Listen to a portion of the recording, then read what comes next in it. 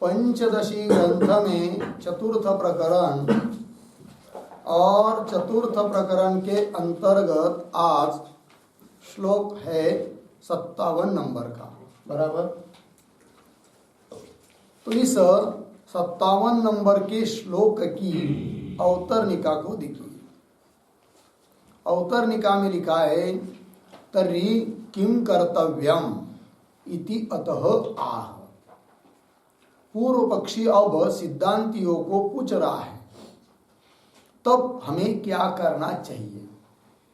मतलब पूर्व पक्षी जिस बात को करना चाह रहा था वो उसका सब दोष कारक है, अनर्थ के लिए कारण है। ऐसा जब सिद्धांतियों ने बताया तब अब पूछ रहा है वो कि फिर हमको क्या करना चाहिए। पूर्व पक्ष ने कहने का मतलब प्रयास किया कि तत्वज्ञान होने के पहले जो अशास्त्रीय जीव द्वैत है उसका तो त्याग करना उचित ही है, किंतु तत्वज्ञान होने के बाद यदि उसका ग्रहण करेंगे तो क्या दिक्कत, ऐसा पूछा था। तो उसका उत्तर दिया था यदि ऐसा करोगे तो जीवन मुक्ति का विलक्षण सुख तुम्हें मिलेगा नहीं। तब पुनः उस पर पूर्व पक्ष ने कहा नहीं मिलेगा तो कोई बात नहीं, विद्या मुक्ति तो मिल ही जाएगी। तब उसका भी उत्तर दिया कि अरे भाई, क्षणिक दोष कारक अल्प सुख के लिए तुम जीवन मुक्ति का त्याग कर रहे हो, इसका मतलब तुम आगे स्वर्ग सुख की इच्छा से विद्या मुक्ति का भी त्याग करोगे, ऐसा कहा सिद्धांतियों ने। और वो सब ठीक नहीं है। ये सब बात चर्चा हुई, ठीक है ना जी। और यदि इसके बावजूद भी तुम यथेष्ट आचरण करोगे तत्वज्ञान का अभिमान धारण करके, तो तुम्हारे में और कुत्ते आदि पशु पक्षियों में कोई अंतर नहीं होगा, ये भी बात बताई। दूसरी बात, यदि तुम तत्वज्ञान के बाद उस अशास्त्रीय जीव द्वैत का स्वीकार करोगे, काम क्रोध आदिकों का स्वीकार करोगे, तब तुम्हारे बोध का तो बड़ा ही वैभव सिद्ध हो जाएगा। क्या कि तत्वज्ञान होने के पहले अशास्त्रीय जीव द्वैत के निमित्त से, काम क्रोध आदि के निमित्त से तुमको क्लेश होते थे, दुख होता था। अब तुमने क्या किया, थोड़ी देर के लिए उस अशास्त्रीय जीव द्वैत का त्याग किया, तत्वज्ञान प्राप्त किया, और तत्वज्ञान प्राप्त करने के बाद यदि पुनः तुमने उस अशास्त्रीय जीव द्वैत का स्वीकार करोगे, काम क्रोध आदिकों का, तब तो तुम्हारे बोध का वैभव बहुत ही बड़ा हो जाएगा। कैसे? एक तो पहले तो केवल काम क्रोध आदि जो अशास्त्रीय जीव द्वैत था उससे दुख हो रहा था तत्वज्ञान होने के पहले, अब तो उससे भी दुख होगा क्योंकि आपने वो स्वीकार किया उसको पुनः। और दूसरी बात, लोग भी तुम्हारी क्या करेंगे, निंदा करेंगे, तो दो प्रकार का अनिष्ट होगा। तो ऐसा तुम्हारा बोध का महात्म्य सिद्ध हो जाएगा। क्या प्राप्त किया, कहाँ गए थे पढ़ने के लिए, क्या प्राप्त कर क्या है, बोध। बोध से क्या मिला, कुछ नहीं, दो प्रकार का दुख मिला। पहले एक प्रकार का था, अब दो प्रकार का हो गया। वाह रे वाह भाई, तो हमारा बोध क्या काम का बोध, ऐसा हो जाएगा। इसलिए बाद में तत्वज्ञान होने के बाद अशास्त्रीय मानस द्वैत का स्वीकार करना चाहिए, ये तुम्हारा कहना ठीक नहीं, ऐसा सिद्धांतियों ने पूर्व पक्षी को बता दिया। तब अब पूर्व पक्षी बोल रहा है ठीक है कोई बात नहीं, फिर क्या करना चाहिए हमें वो तो बताओ। तो वही बता रहे, तर्हि किम कर्तव्यम, ऐसा यदि पूर्व पक्षी पूछता है तो इति अतः, ऐसा पूछने पर आह, ग्रंथकार उत्तर दे रहे श्लोक के माध्यम से। विड्वराहादितुल्यत्वं माकांक्षिस्तत्त्वविद्भवान् सर्वधी दोष संत्यागा लोकैः पूज्यस्व देववत्। लोके पूज्यस्व देववत्। विद्वान् महाकांक्षी सत्त्वविद्वान् सर्वदोषसंत्यागान् लोके पूज्यस्व देववत्। विट्वराहादि तुल्यत्वं महाकांक्षी तत्त्वविद् भवान् सर्वधी दोष संत्यागात् लोकैः पूज्यस्व देववत्। अन्वय तत्त्वविद् भवान् विड्वराहादि तुल्यत्वं महाकांक्षी सर्वधी दोष संत्यागात् लोकैः देववत् पूज्यस्व। ठीक, अर्थ देखिए भाई। तो सिद्धांत कह रहे, अरे भाई पूर्व पक्षी, तुम तो अब सब पढ़ लिया, श्रवण मनन निधिध्यासन कर लिया, सब ज्ञान हुआ, तत्वविद भगवान, आप तो तत्वज्ञानी हो गए। और तत्ववेत्ता यदि आप है तब तुम विड्वराहादि तुल्यम महाकांक्षी। विड्वराह मतलब विष्टा भक्षण करने वाले जो ग्राम पशु सुअर आदि है, उनकी तुल्यता की इच्छा मत कर। मतलब पुनः अशास्त्रीय द्वैत जो काम क्रोध आदि है, उसका स्वीकार करने की इच्छा मत कर। वो तो पहले ही त्याग दिया है, तो उसका त्याग ही रहने दे। ठीक है, फिर क्या करें? सर्वधी दोष संत्यागात, और भी यदि कोई बुद्धि के दोष बचे हुए थोड़े बहुत हो तो उसका भी त्याग कर दे। वो तो पहले किया ही है। तो उन सभी धी दोषों को, बुद्धि दोषों को त्याग करके करने से करेंगे तो क्या होगा? ये तो अर्थम पंचमी। सर्वधी दोष संत्यागात लोकैहि देववत् पूज्यस्व। लोगों के द्वारा पूजा प्राप्त कर देव की तरह। मतलब लोग जैसे देवों की पूजा करते, भगवान की पूजा करते कि नहीं लोग, उस प्रकार तुम्हारी भी क्या करेंगे? पूजा करेंगे, और उस पूज्य भाव को प्राप्त हो जा। विड्वरादि तुल्यत्व की इच्छा मत कर। कौन करे? सिद्धांति करे, पूर्व पक्षी को। हो गया। चलिए भाई, अब टीका देखिए। विड्वराहेति सर्वोत्कर्ष हेतु ज्ञानवान त्वम, है कि नहीं? तत्वविद भगवान कहा था कि नहीं?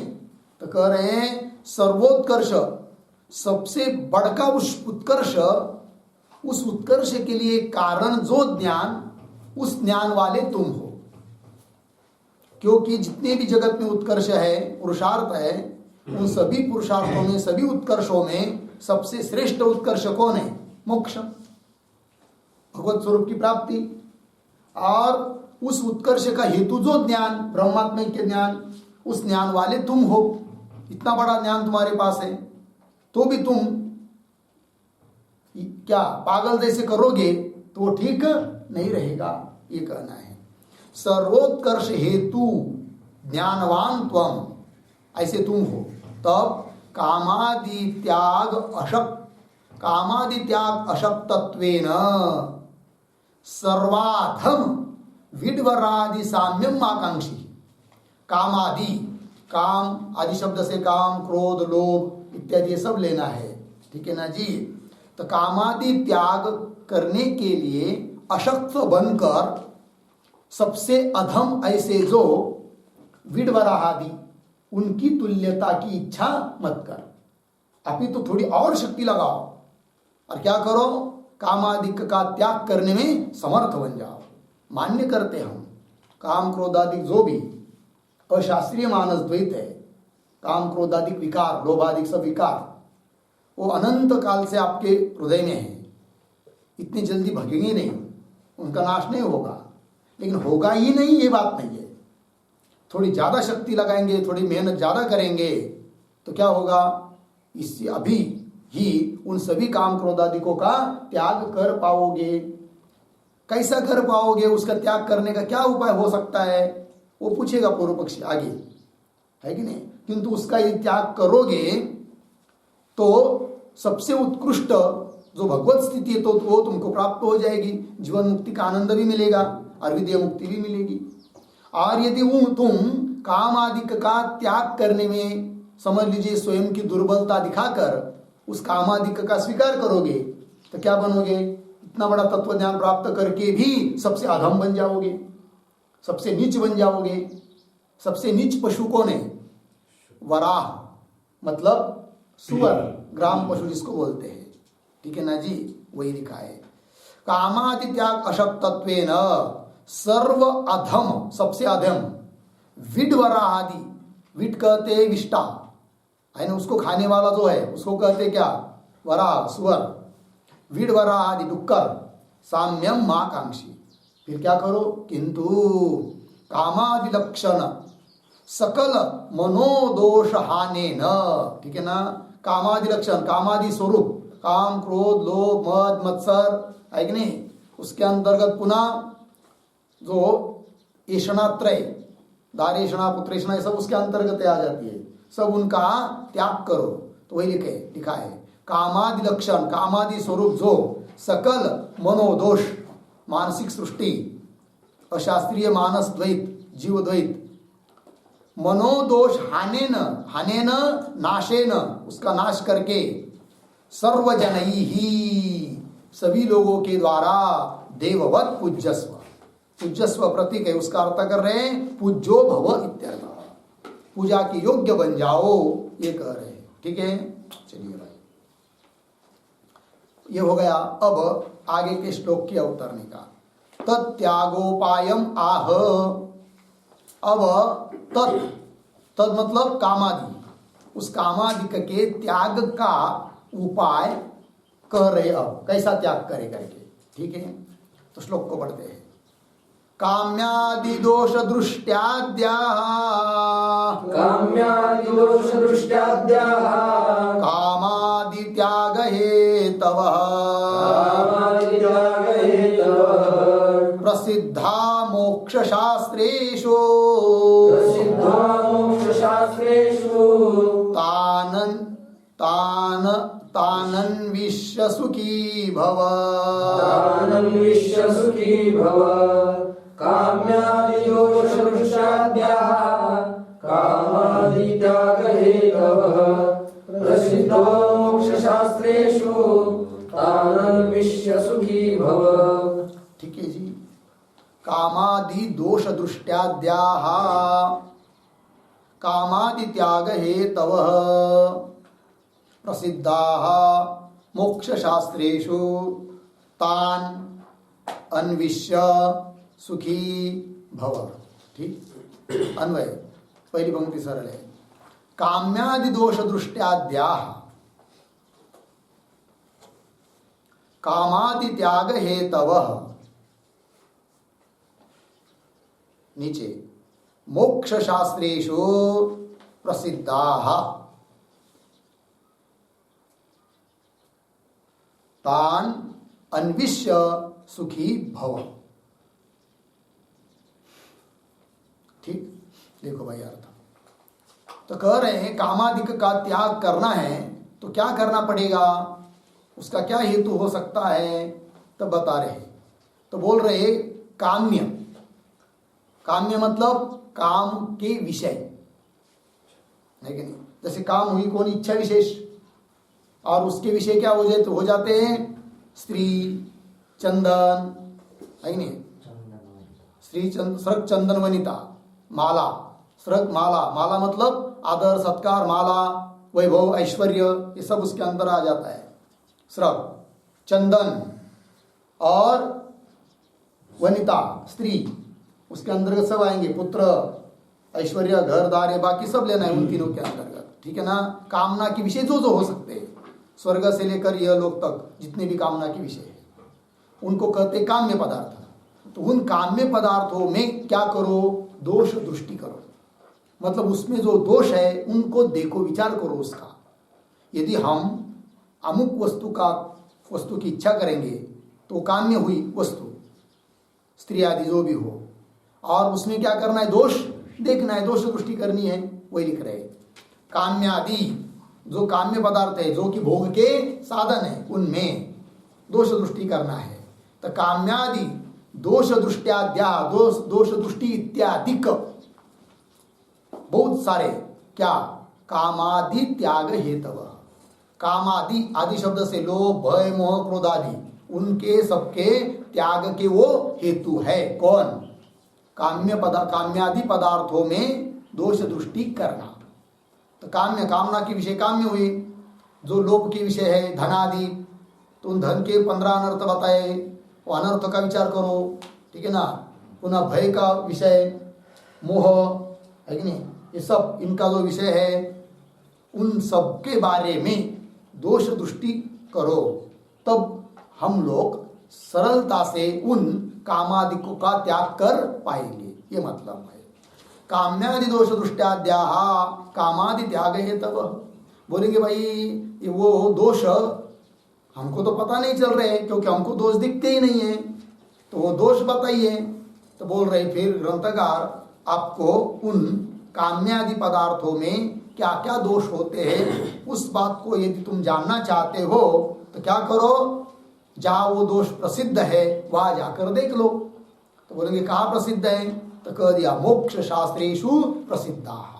मोक्ष शास्त्र, तो मोक्ष शास्त्र से लेना है भाई भागवत, योग वासिष्ठ, आत्मपुराण इत्यादि।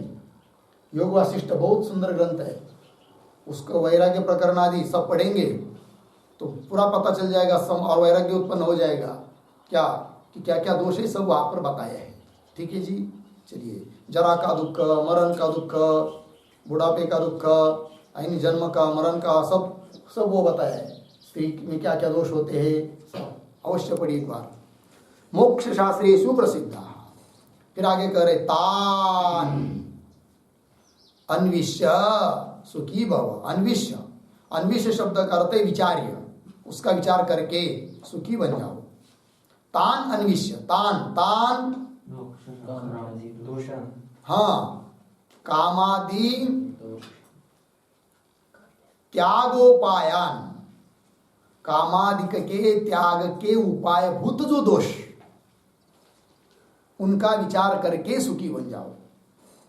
ठीक है ना, क्योंकि उनका विचार करोगे तो त्याग करोगे, त्याग करोगे तो सुखी बन जाओगे। ये कहने का तात्पर्य हो गया। टीका को देखिए। काम्येति काम्याः,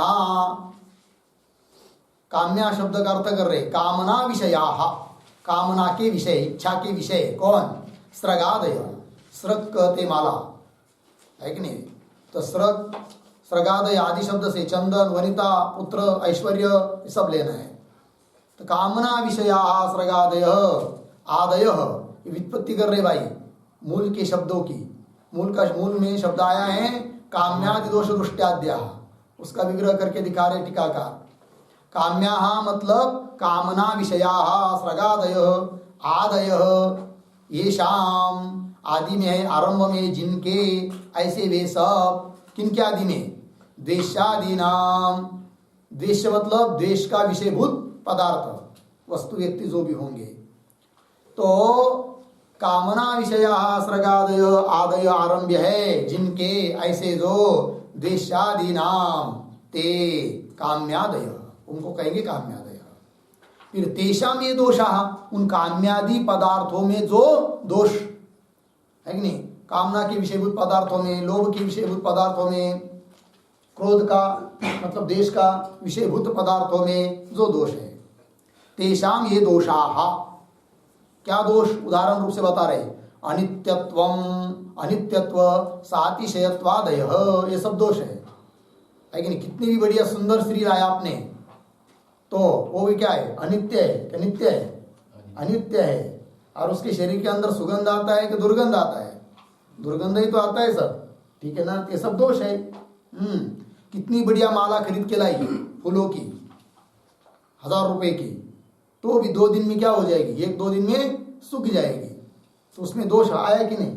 फिर इतनी बड़ी महंगी माला लाकर क्या करना है भाई कि जो सूख जाती है? तो वैराग्य हो जाएगा, फिर उसके बारे में छोड़ देंगे आप। ये बात हुई। अनित्यत्व, पुनः सातिशयत्व, और सातिशयपना इन सभी दो काम्यादि पदार्थों में कम ज्यादापना है। उससे बढ़ करो तो उससे बढ़ करो तो उससे बढ़ करो, उसमें कोई अंतिम सीमा नहीं कि ये सबसे बढ़ करे करके, समझ में आया कि नहीं?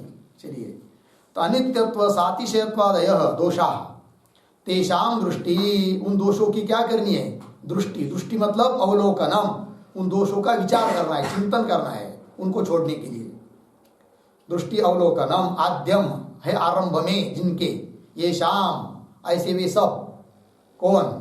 काम स्वरूप विचारादि नाम, काम या कोप, कोप मतलब क्रोध, काम मतलब काम, तो काम स्वरूप विचारादि नाम, काम स्वरूप का विचार इत्यादियों के बीच में है कि नहीं, सबसे आदि जो है काम्यादि दोष वे सब।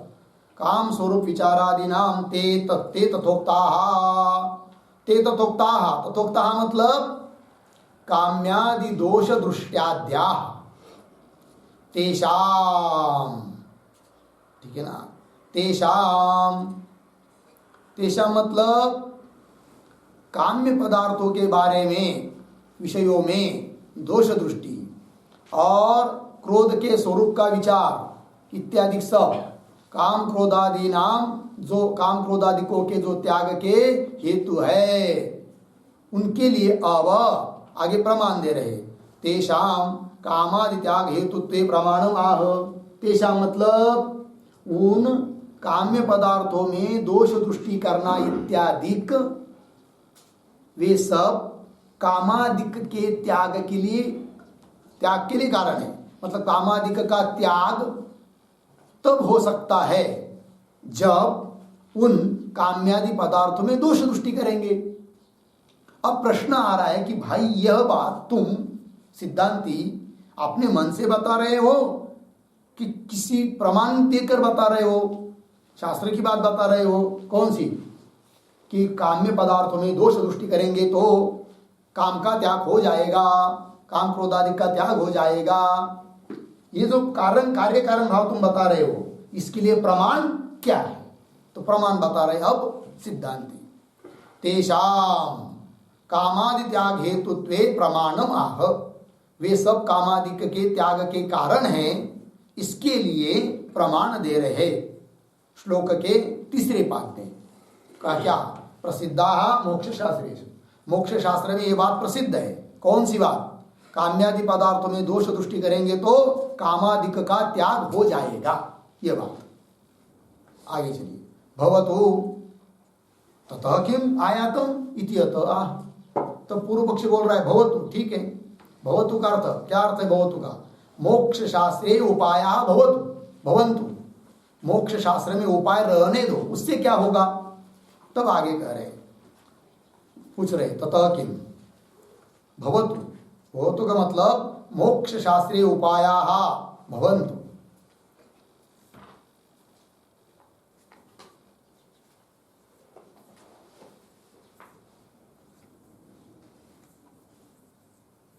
हो गया इतना?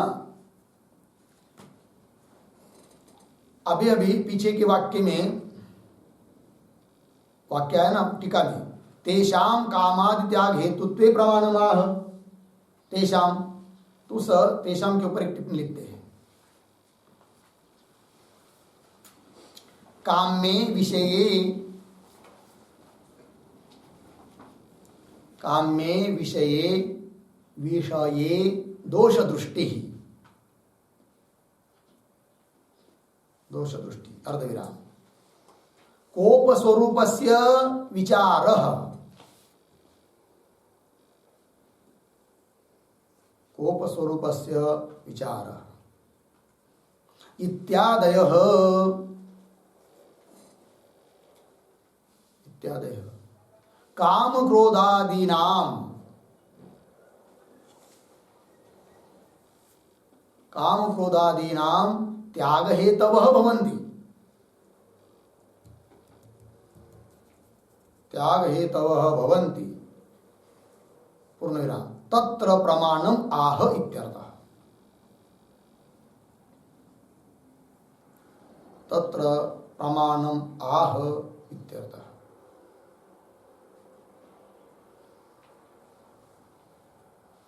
हो गया? चलो भाई। काम्य विषय दोष दृष्टि एक, कोप के कोप मतलब क्रोध, क्रोध के स्वरूप का विचार करेंगे करना, ये क्रोध का त्याग का हेतु है। क्रोध का स्वरूप क्या होता है उसका विचार करना चाहिए कि भाई क्रोध यदि हम करते हैं तो बहुत बड़ा अनर्थ होता है कि नहीं। और वो क्रोध कैसा है, राक्षस से भी बहुत बेकार है कि नहीं। राक्षस तो दूसरे का रक्त पीता है और क्रोधी व्यक्ति स्वयं का भी रक्त पीता है, दूसरे का भी रक्त पीता है कि नहीं। इस प्रकार बहुत सारे अनर्थ बताए हैं। उस प्रकार क्रोध के स्वरूप का विचार करेंगे तो हम लोग क्या करेंगे, क्रोध करना धीरे धीरे छोड़ देंगे।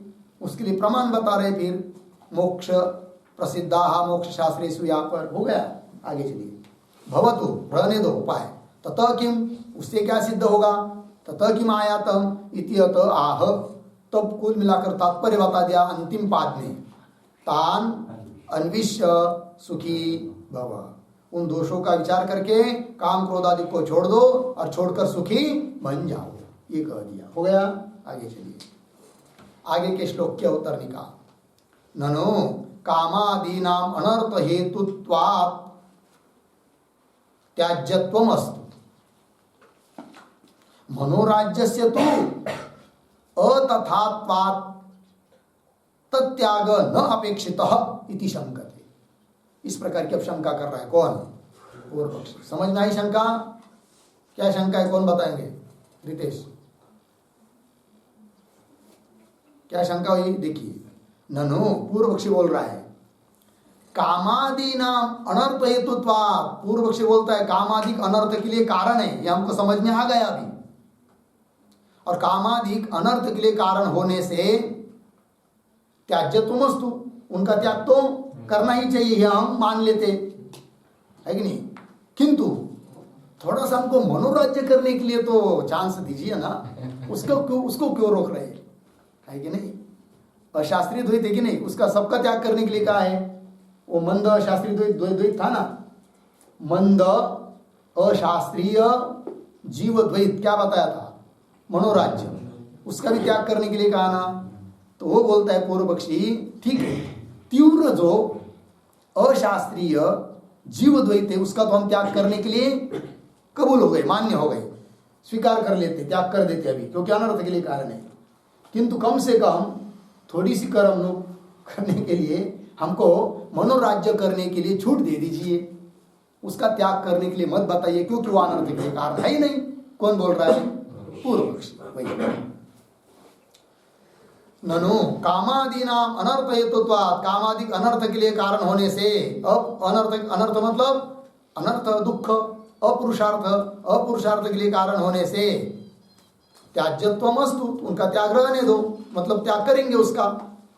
मनोराज्यस्य तु, मनोराज्य का अर्थ होता है विषय चिंतन, है नहीं, मतलब विषय का नहीं उपभोग नहीं करेंगे किंतु केवल चिंतन करेंगे, तो क्या दिक्कत है, ऐसा बोल रहा है कौन, पूर्व पक्षी। मनोराज्यस्य तु अतथात्वात्,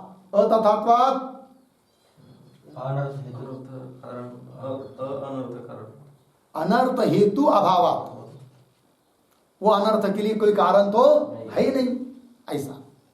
अतथात्वात् तत्याग मनोराज्य त्याग न अपेक्षित, उसकी अपेक्षा नहीं है, मतलब मनोराज्य हमको करने दीजिए, ये कह रहा है वो। इति शंकते, ऐसी शंका कर रहा है श्लोक के माध्यम से।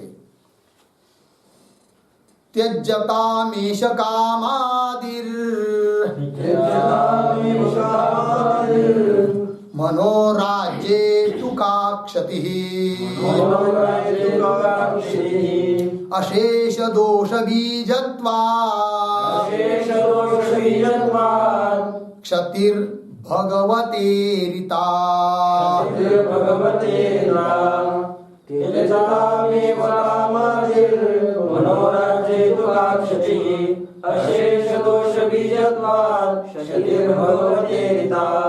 त्यज्यताम एषः कामादि मनोराज्ये तु का क्षतिः अशेष दोष बीजत्वात् क्षतिः भगवता ईरिता। अन्वय देखिए, एषः कामादिः त्यज्यताम तु मनोराज्ये का क्षतिः नीचे अशेष दोष बीजत्वात् क्षति भगवता किंवा अशेष दोष बीजत्वात् भगवता क्षति ही ईरिता, ऐसा भगवता क्षति ही ईरिता। अर्थ देखिए भाई, पूर्वार्ध में पूर्व पक्षी की शंका है, उत्तरार्ध में उत्तर दे रहे हैं। तो पूर्व पक्षी क्या बोल रहा है? वो कहता है कि ये श कामादि ही त्यज्यताम, इन कामादिकों का त्याग करेंगे, कोई बात नहीं। तू परंतु मनोराज्य का क्षति, मनोराज्य मतलब विषय का चिंतन करेंगे तो क्या हानि है कि नहीं? घर में बैठे बैठे शादी तो नहीं कर रहे हम लोग, अब छोड़ दिया मन में विचार, है कि नहीं करेंगे, लाख बार कोई कहेगा तो भी, किंतु घर में बैठे बैठे तो चिंतन कर सकते हैं ना। पंचदशी पढ़ते पढ़ते थक गए, थोड़ा सा दूर रख देंगे, फिर चिंतन करेंगे। यदि देखो भाई मेरा मित्र है, उसने शादी की, वो मेरी उम्र का ही था, उसके 2 बच्चे हुए, ऐसा मैं भी शादी कर लेता तो मेरे भी ऐसे बच्चे हो जाते, मैं भी घर बनाता, आदि आदि करके केवल मनोराज्य करेंगे तो क्या हानि है? कौन बोल रहा है? उत्तर दे रहे सिद्धांती, नहीं, बहुत बड़ी हानि है मनोराज्य से, विषय के चिंतन से। ऐसा भगवान ने स्वयं कहा है। कौन भगवान? भगवान श्री कृष्ण। देखिए अशेष दोष बीजत्वात्, अशेष मतलब समस्त दोषों का बीज है कौन? मनोराज्य, विषय का चिंतन, इसलिए बहुत बड़ी क्षति है, ऐसा स्वयं भगवान ने कहा है। भगवता क्षति ही ईरिता कथिता। हो गया अर्थ? चलिए, तो कौन कहां पर कहा है भगवान ने? वो स्वयं वाक्य, भगवान का वाक्य आगे के श्लोक के रूप में आ रहा है। तो टीका देखिए पहले, त्यज्यतामिति साक्षात अनर्थ हेतुत्वाभावे अपि, मनोराज्य जो है वह साक्षात अनर्थ के लिए कारण न होने पर भी, साक्षात अनर्थ हेतुत्व अभावे अपि परंपरया तद हेतुत्वात्, किंतु परंपरा से वो कारण है। कौन? मनोराज्य। किसके लिए? अनर्थ के लिए। वही परंपरया तद हेतुत्वात्, तद हेतुत्वात् अनर्थ हेतुत्वात्, परंपरा, परंपरा मतलब कामादि के माध्यम से, क्योंकि विषय का चिंतन करेंगे मनोराज्य तो उससे काम उत्पन्न होगा, फिर उसके लिए प्रयत्न करेंगे, फिर वो सब बढ़ता जाएगा, काम पूरा होगा तो लोभ बढ़ेगा, काम पूरा नहीं हुआ तो क्रोध बढ़ेगा, काम अपूर्ण रहा तो क्रोध होगा, फिर वो एक एक करके बढ़ता ही जाएगा। इसलिए अनर्थ के लिए कारण है परंपरा से। तो परंपराया तद हेतुत्वात् त्याज्यत्वम एव, इसलिए मनोराज्य का भी त्याग ही करना चाहिए। त्याज्यत्वम एव इति अभिप्रेत्य, ऐसा अभिप्राय मन में पकड़कर परिहरति नाम उत्तर दे रहे श्लोक के उत्तरार्ध से, अशेष इत्यादि पंक्ति से। चलिए आगे के श्लोक क्या अवतरने का। परंपराया अनर्थ हेतुत्व प्रदर्शन परम भगवद वाक्यम उदाहरति। अब वो मनोराज्य विषयों का चिंतन परंपरा से कैसा अनर्थ के लिए कारण है, इस बात को बताने के लिए तत्पर जो भगवान श्री कृष्ण का गीता का वाक्य है, दूसरे अध्याय में 62 नंबर का श्लोक, उसको अब उसका पाठ कर रहे हैं। परंपरा अनर्थ हेतुत्व प्रदर्शन परम, अनर्थ हेतु दिखाने के लिए परायण भगवान का वाक्य कह रहे हैं। ध्यायतो विषयान् पुंसः संगस्तेषोपजायते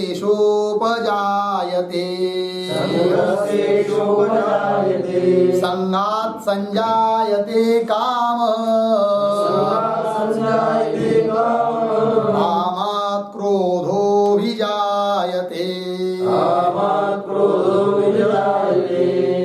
ध्यायतो विषयान् पुंसः संगस्तेषोपजायते संगात् संजायते कामः कामात् क्रोधोऽभिजायते। ध्यायतः विषयान् पुंसः संगः तेषु उपजायते संगात् संजायते कामः कामात् क्रोधः अभिजायते। अन्वय विषयान् ध्यायतः पुंसः तेषु संगः उपजायते, तेषु संगः उपजायते। हो गया नीचे। संगात् कामः संजायते। संगात कामः संजायते। कामात् क्रोधः अभिजायते। ठीक, अर्थ देखिए भाई। विषयान ध्यायत पुंस, विषयों का ध्यायत मतलब ध्यान करने वाला जो पुरुष। कैसा ध्यान करने वाला? गुण बुद्धि से ध्यान करने वाला पुरुष, चिंतन करने वाला पुरुष। ठीक है ना? विषयों का ध्यान नहीं करना है, गुण बुद्धि से चिंतन नहीं करना है। त्याग के लिए थोड़े देर के लिए दोष बुद्धि से देख लो उनको, किंतु त्याग कर दो, है कि नहीं? ये बात। तो विषयान ध्यायत पुंस, विषयों का ध्यान करने वाला पुरुष को तेषु उन विषयों में संग उपजायते, संग उत्पन्न होता है। संग नाम आसक्ति उत्पन्न होती है, प्राप्त करने की दृढ़ इच्छा उत्पन्न होती है, चिंतन करते करते करते करते। नहीं तो करके देखिए, गुलाब जामुन बहुत बढ़िया होते, बहुत बढ़िया होते, बहुत दिन से मिले नहीं, खाने चाहिए। निश्चित चिंतन कीजिए, तुरंत आपको इच्छा हो जाएगी, चलो आप चलते ही आड़स को जाएंगे, लेके ही आएंगे। समझ में आया? तो तेषु संग उपजायते। फिर बोलेंगे संग उत्पन्न हुआ, आसक्ति उत्पन्न हुई, तो उससे क्या? तो संगात कामः संजायते। आसक्ति उत्पन्न हुई तो काम प्राप्त करने की इच्छा। फिर यदि काम पूरा इच्छा हो गई और गाड़ी स्टार्ट की और चालू करना ही है, अभी रेस बढ़ाना ही है, उतने में स्वामी जी आ गए। और पूछा कहा जा रहे हो, कुछ बता नहीं पाए, 10-12 गाली खानी पड़ी, रख देना पड़ी गाड़ी, दूसरे काम के लिए चला जाना पड़ा। फिर अंदर से अंदर धुसमुस हो रही है। थोड़ी सी पहले जाता अच्छा होता, नहीं जा पाए, नहीं मिल पाया, क्रोध आ रहा है। एक उदाहरण बताया जी। चलिए, तो संगात काम संजायते, और कामात, काम पूरा नहीं होता तो क्रोध, और काम पूरा हो जाता है तो लोभ, है कि नहीं? चलो आज खाया, 2-4 दिन के बाद पुनः ज्यादा इच्छा होगी, पुनः और इच्छा होगी, पुनः और इच्छा होगी, लोभ बढ़ता जाएगा। चलिए भाई, अभी जाएंगे। और काम क्रोध लोभ बढ़ जाएंगे तो स्वरूप से च्युति। बहुत बार महीने, 1 महीने से कहीं गए थे नहीं, अत्यंत अंतर्मुख होकर अब ब्रह्माकार वृत्ति होने लग गई थी, स्वरूप में स्थिति होने लग गई थी। अब इधर से धीरे से चिंतन करते करते काम क्रोध बढ़ गए तो स्वरूप से च्युति हो गई। पर महान अनर्थ हुआ कि इस जन्म में जिस ज्ञान को प्राप्त करना है उसके द्वार तक गए, पुनः खिसक गए और टप दिसी गिर पड़े, पुनः शुरू करना पड़ता है। तो बहुत अनर्थ है। और करते करते करते ये मरने के पहले नहीं ज्ञान हुआ तो फिर पुनः 84 लक्ष योनि, जन्म मरण, ये सब गड़बड़ हो जाती है। हो गया ना? वासना रहेगी तो जरूरत नहीं कि योग भ्रष्ट होंगे ही करके, जन्म मरण भी लेना पड़ेगा, है कि नहीं? और प्रयत्न करते हुए सत्वगुण में मरेंगे, नहीं भाई होना ही चाहिए, लेकिन नहीं हो पाया तब योग भ्रष्ट होंगे। किंतु विषयों की कामना रहेगी तो फिर जन्म मरण चक्कर में ही जाना पड़ेगा। चलो भाई, कामात् क्रोध अभिजायते, हो गया ना? ये हो गया भाई। आगे के श्लोक को चलिए, आगे के श्लोक क्या उत्तर निकाल। तर्हि अस्य मनोराज्यस्य कः परिहारोपाय इत्यत आह। ठीक है, तो बोल रहे हैं तरी, ठीक है भाई, मान्य कर लिया पूर्व पक्षी ने, ठीक है, मनोराज्य का भी त्याग करना चाहिए, किंतु त्याग नहीं कर पा रहे, क्या करूं? मैं रोज चाहता हूं कि मनोराज्य विषय का चिंतन न होवे मेरे से, लेकिन होता है, अब क्या करूं? तो बताओ कुछ उपाय त्याग करने का, मनोराज्य का त्याग करने का। मनोराज्य मतलब विषय चिंतन, वो न हो पाए, इसके लिए क्या करूं? मैं हतबल हो गया, नहीं छूट पा रहा है कि नहीं? थोड़ा सा अवसर मिल गया तो मन उधर घूमने लगता है विषयों में, अब क्या करूं मैं? पूर्व की याद आती रहती है। कौन बोल रहा है? पूर्व पक्षी।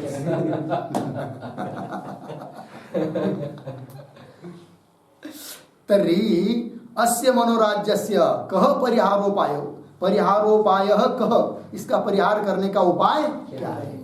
तब उत्तर दे रहे, शक्यं जेतुं मनोराज्यं निर्विकल्प समाधितः सुसंपादः क्रमात् सोऽपि सविकल्प समाधिना।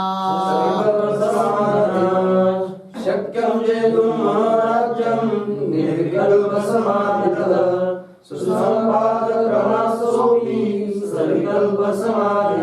शक्यं जेतुं मनोराज्यं निर्विकल्प समाधितः सुसंपादः क्रमात् सह अपि सविकल्प समाधिना अन्वय निर्विकल्प समाधितः मनोराज्यम जेतुम शक्यम।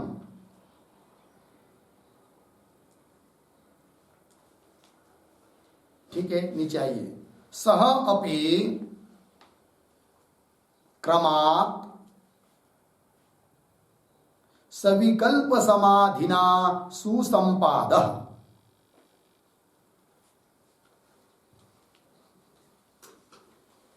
ठीक, अर्थ देखिए भाई।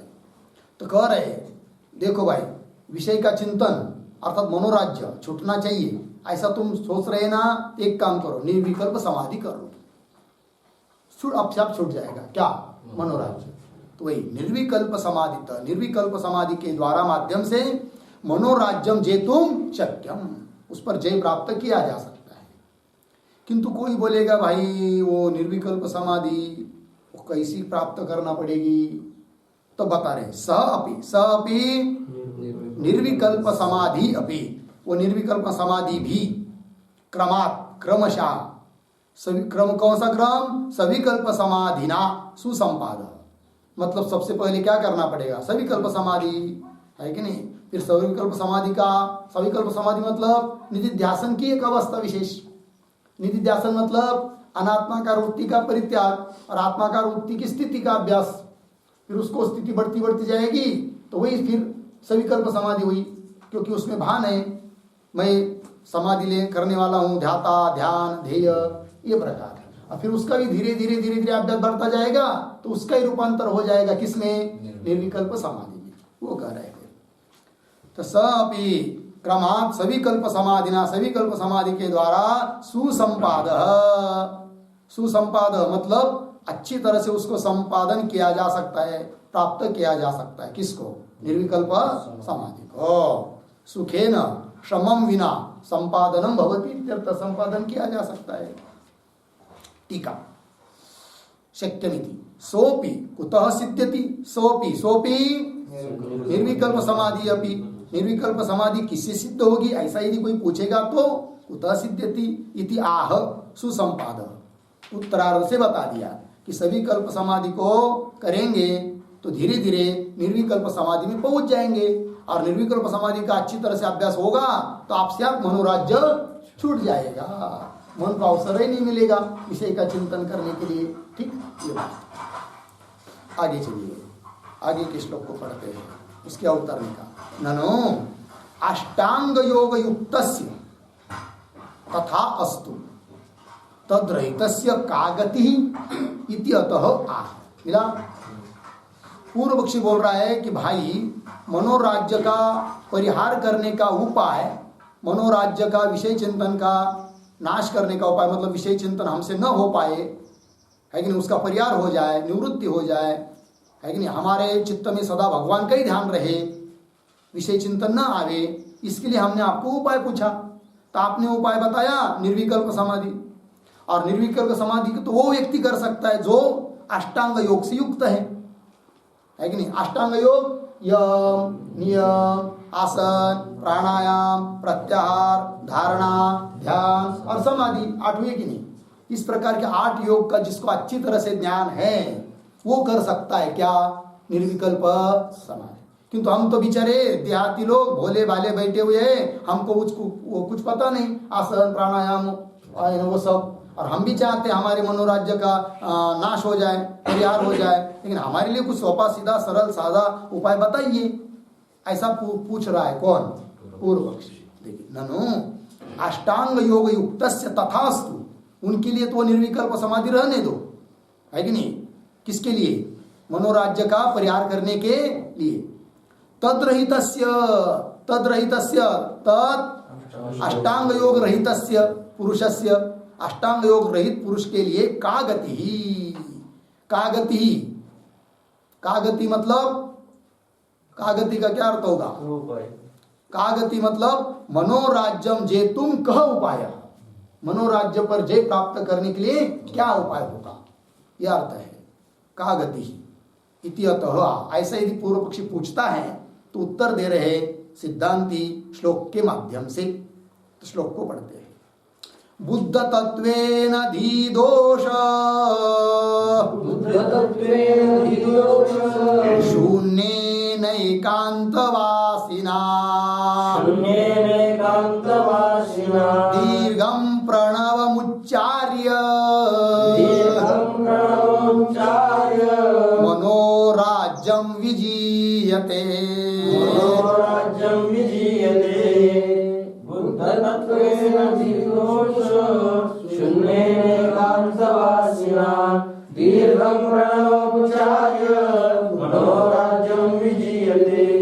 बुद्ध तत्वेन धीदोष शून्येन एकांतवासिना दीर्घं प्रणवम उच्चार्य मनोराज्यम विजीयते। ठीक अन्वय, अन्वय सरल है।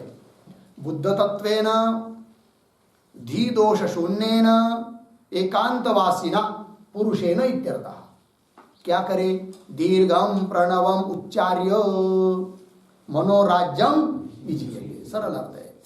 बुद्ध तत्वेन मतलब जान लिया है तत्व जिसने, ज्ञात ज्ञेय ब्रह्म तत्व को थोड़ा जान लिया उस जिसने, ठीक है ना। दृढ़ नहीं हुआ अभी, लेकिन अदृढ़ तो है, अदृढ़ परोक्ष साक्षात्कार हुआ, उसको दृढ़ करना है। किंतु बीच में मन बहुत तकलीफ दे रहा है। मन वो पीछे बीते हुए विषयों की तरफ ही दौड़ रहा है। उसको बार बार याद आ रही है कि हमारी भैंस 12 लीटर सुबह और 12 लीटर शाम को दूध देती थी और मर गई बेचारी, तो उसकी याद बीच बीच में आ रही है।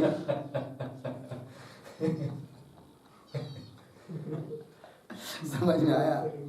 तो बोल रहे फिर जाने दो, उस विषय चिंतन से बचना है, मनोराज्य परिचय पर आना है। तो एक काम करो, थोड़ा बहुत तत्व जान लिया अभी, तो बुद्ध तत्वेन, फिर धी दोष शून्य न, बाकी काम क्रोध आदि का तो त्याग कर ही दिया है, साक्षात त्याग कर ही दिया है। केवल अभी मन की बात चल रही है ना, मन चिंतन कर रहा है केवल, लेकिन घरदार छोड़कर तो आ ही गए हैं, केवल मन को छोड़कर नहीं आ पाए, मन तो साथ ही आ गया और वो तो चिंतन कर ही रहा है। तब क्या करें?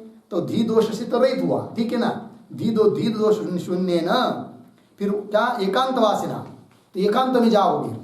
क्या कह दिया? जिसने तत्व जाना है, जिसमें अभी बुद्धि के दोष बचे नहीं है, काम क्रोध आदि, उस व्यक्ति ने कहा जाना है एकांत में।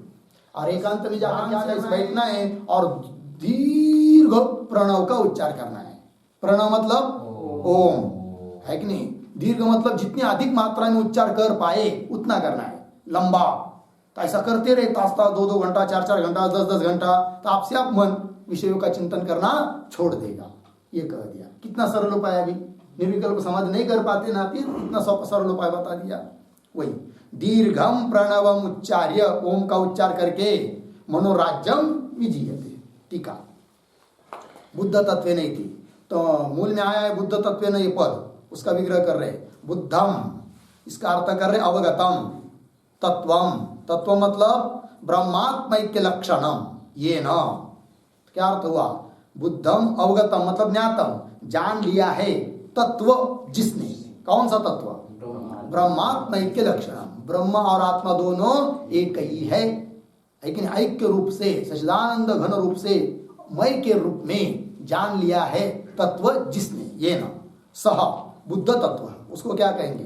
बुद्ध तत्व, ज्ञात ज्ञेय, और बुद्ध तत्व उसकी तृतीया, बुद्ध तत्वेन, वही करे आगे। तेन, तेन मतलब बुद्ध तत्वेन काम क्रोधादि बुद्धि दोष रहितेन, और दूसरा विशेषण आया था ना श्लोक में, धी दोष शून्य न, उसका बता रहे।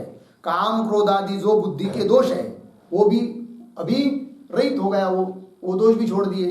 तो काम क्रोधादि बुद्धि दोष रहितेन, और कैसा? एकांतवासिना, एकांतवासिना ये प्रतीक है, उसका अर्थ कर रहे विजन देश निवासशीलेन पुरुषेण।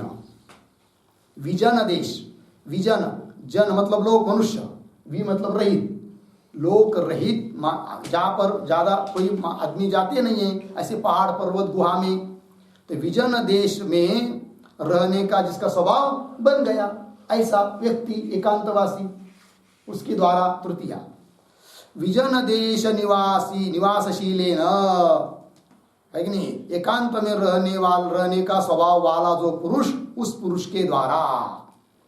दीर्घम, दीर्घम प्रतीक है, उसका अर्थ कर रहे षड द्वादशादि मात्रोपेतम प्रणवम।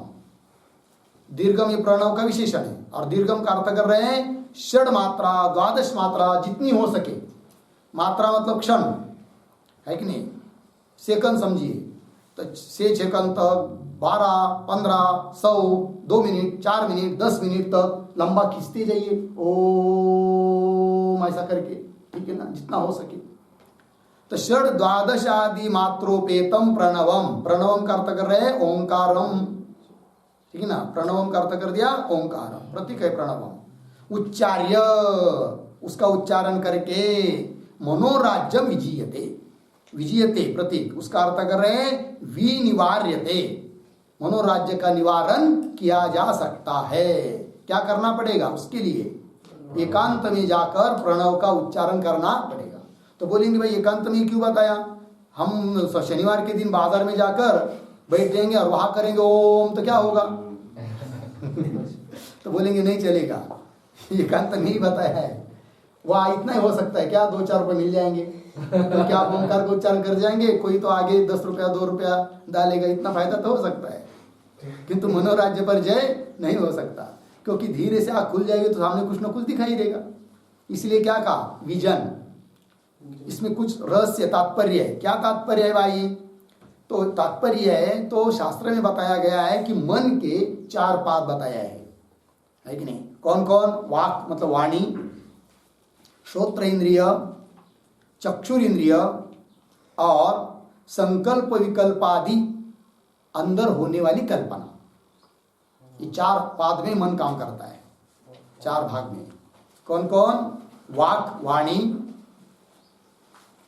श्रोत्र, चक्षु, 3 हुए, और चौथा संकल्प विकल्पादि अंतरकल्पना, ये 4। अब समझ लीजिए हम लोग एकांत में चले गए, तो एकांत में जाने के बाद कोई है नहीं अपने सिवा वहां दूसरा कोई, तो हम बोल पाएंगे क्या, नहीं, वचन नहीं कर पाएंगे, कुछ सुनाई देगा क्या, नहीं, कुछ दिखाई देगा क्या, नहीं।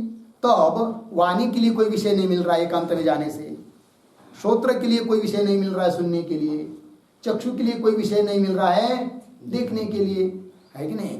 तो ये इनपुट आउटपुट होता है कि नहीं,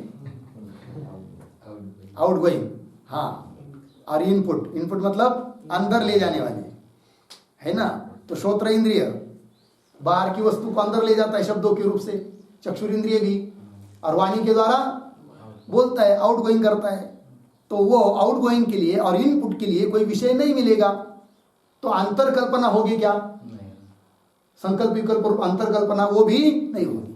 जैसे कोई तालाब बनाया है, शुरू में तो उसमें पानी है, किंतु नदी का बहकर उसमें पानी पुनः आ जाए ऐसी व्यवस्था की नहीं है, तो अंदर बनाया हुआ तालाब का पानी कितना दिन रहेगा, कुछ दिन रहेगा, बाद में सूख जाएगा। उसी प्रकार जब आप एकांत में चले जाएंगे तो सुनने को कोई कुछ नहीं मिल रहा है, मोबाइल भी साथ में नहीं ले गए, देखने को कुछ नहीं मिल रहा है, बोलने के लिए कुछ नहीं मिल रहा है, तो इनपुट बंद हुआ, आउटगोइंग बंद हुआ, और तालाब के अंदर थोड़ा बहुत जो संकल्प विकल्प था कुछ दिन तो चलेगा, और बाद में धीरे धीरे वो भी सूख जाएगा, संकल्प विकल्प करना ही मन छोड़ देगा, अर्थात मनोराज्य पर जय प्राप्त हो जाएगा। इसलिए कहा है क्या, एकांतवास में जाने के लिए। हो गया जी, हाँ, बस आगे क्या है, हाँ, तो आगे ये हुआ क्या, क्या टीका हुई, हाँ, तो आगे के श्लोक क्या अवतरणी का, मनोराज्य विजय किम भवती इत्यतः आह, मनोराज्य पर जय प्राप्त करने से क्या होगा, किम भवती, क्या फल मिलेगा, ठीक है ना जी। तब कह रहे कुछ बात, तो उसका विचार कल करेंगे, आज तो पूरा होगा ही नहीं, कल पूरा हो जाएगा, ठीक है। ओम पूर्णमदः पूर्णमिदं पूर्णात् पूर्णमुदच्यते पूर्णस्य पूर्णमादाय पूर्णमेवावशिष्यते। ओम शांति शांति